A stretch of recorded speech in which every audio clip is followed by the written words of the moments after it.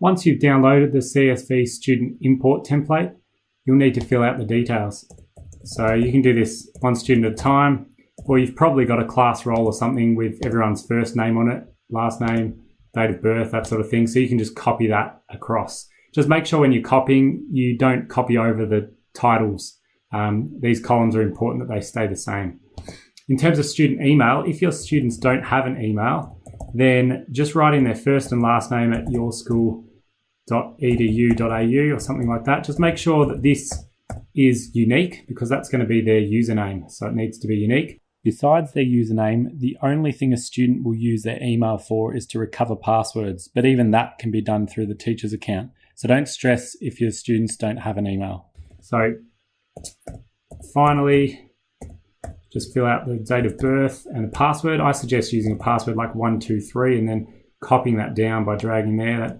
That way everyone's got an easy password to start with, and they can change that later on, as well as you can change that through the teacher account. So I'll show you what to do once you've got the information all loaded. Once you've entered all your students' information, you'll need to save the file. It's very important that you save it as a .csv file. So I'll just show you down here. So you move down, comma delimited, CSV. So you need to save it there.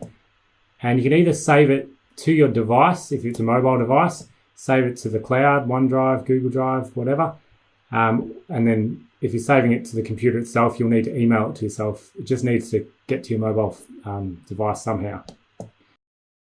When you first sign into the Skillhouettes app as a teacher, there won't be any data there. So to import student information, click on Import Students.